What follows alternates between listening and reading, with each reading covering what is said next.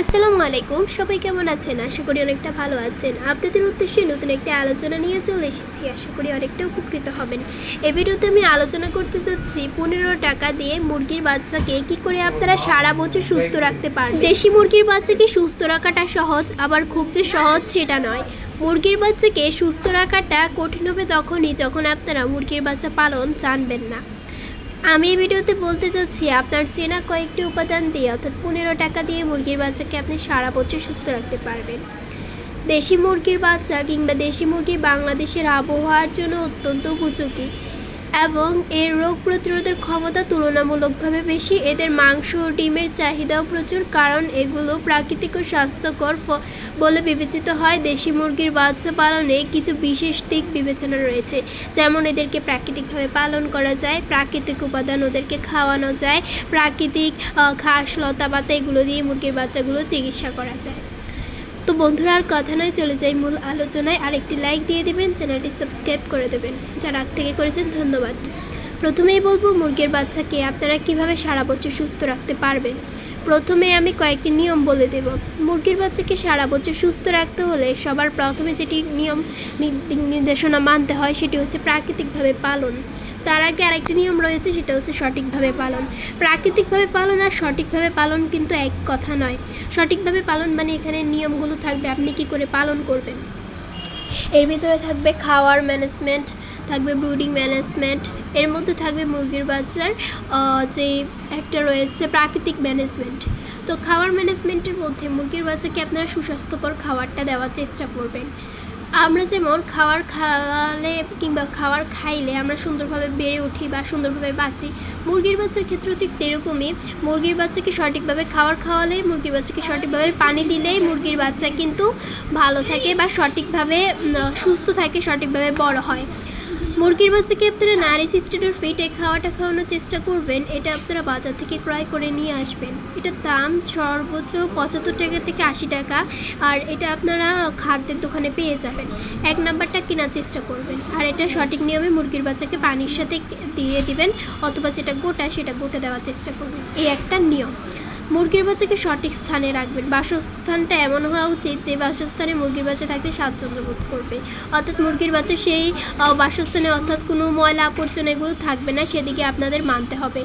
ময়লা আবর্জনা থাকলে মুরগির বাচ্চা রোগ আক্রান্ত হয়ে পড়বে। তারপর যেটি রয়েছে মুরগির বাচ্চা প্রাকৃতিক চিকিৎসার মধ্যে আসি। প্রাকৃতিক চিকিৎসার মধ্যে সবার প্রথমে যেটি রয়েছে সেটি হয়েছে প্রথমত মুরগির বাচ্চাকে যেটি খাওয়াতে হবে সেটি হলো সেটি হচ্ছে আপনার ঘরে থাকা অ্যান্টিবায়োটিক প্রাকৃতিক উপাদান, কাঁচা হলুদ কিংবা রান্নার কাজে যে হলুদ ব্যবহৃত সেই হলুদটা আপনারা এখানে ব্যবহার করতে পারবেন।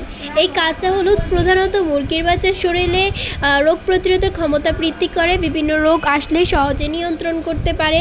মুরগির বাচ্চা খুব ছোট একটা প্রাণী, কিংবা বলতে পারেন মুরগির বাচ্চা খুবই ছোট একটা পাখি। এটির শরীরে দেখা যাচ্ছে রোগ প্রতিরোধের ক্ষমতা খুবই কম থাকে। মুরগির বাচ্চা সহজে রোগ প্রতিরোধ করতে পারে না। রোগ প্রতিরোধ করতে হলে অবশ্যই আপনাদের প্রাকৃতিক উপাদানগুলো খাওয়াতে হবে। তাই এই রান্নার কাছে হলুদটা কিংবা আপনারা যে কাঁচা হলুদ থাকলে সেই কাঁচা হলুদও আপনারা খাওয়াতে পারবেন। তারপর রয়েছে আদার রস।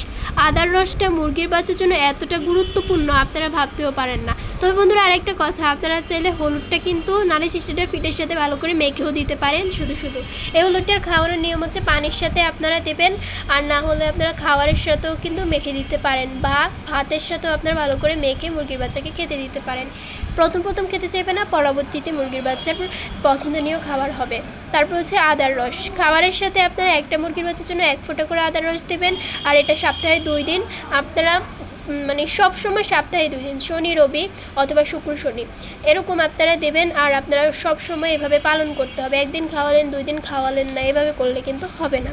আর এই আদা রসটা খাওয়ালে মুরগির বাচ্চার শরীর সহজেই মুরগির বাচ্চা দ্রুত বড় হয়, মুরগির বাচ্চা রোগ প্রতিরোধের ক্ষমতা বৃদ্ধি হয়, হজম শক্তি বৃদ্ধি পায়। মুরগির বাচ্চা দেখা যাচ্ছে অনেক সময় পেট ফাঁপিয়ে থাকে, সেই সমস্যাগুলো সহজেই দূর হয়ে যায়।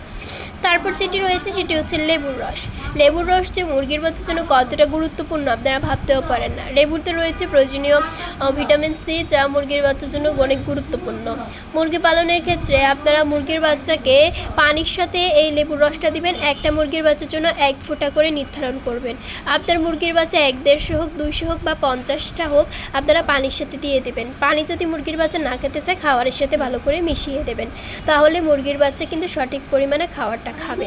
তারপর রয়েছে মুরগির বাচ্চা নাইসিস্টেরিয়া ফিড, যেটা সম্পর্কে আমি প্রথমেই বলেছিলাম। সঠিক পরিমাণে নাইসিস্টেরিয়া ফিড খাওয়াবেন। এরপরও রয়েছে পেঁয়াজ, রসুন, আদা, কালো জিরা, কাঁচা হলুদ। কালো জিরা খাবারের উপরে মিশিয়ে দেবেন, আর পেঁয়াজ, রসুন, আদা এগুলো আপনারা খাবারের সাথে মিশিয়ে দেবেন।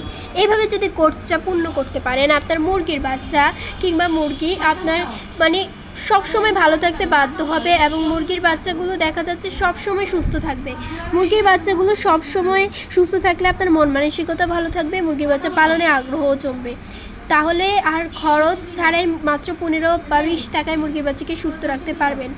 আমরা দেখেছি প্রাকৃতিকভাবে পালন করলে এখানে আপনার 15-20 টাকায় কিন্তু অনেক লাভ হয় বা মুরগির বাচ্চাকে সুস্থ রাখা যায়।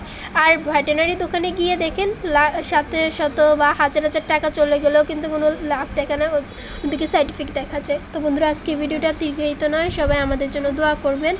আসসালামু আলাইকুম।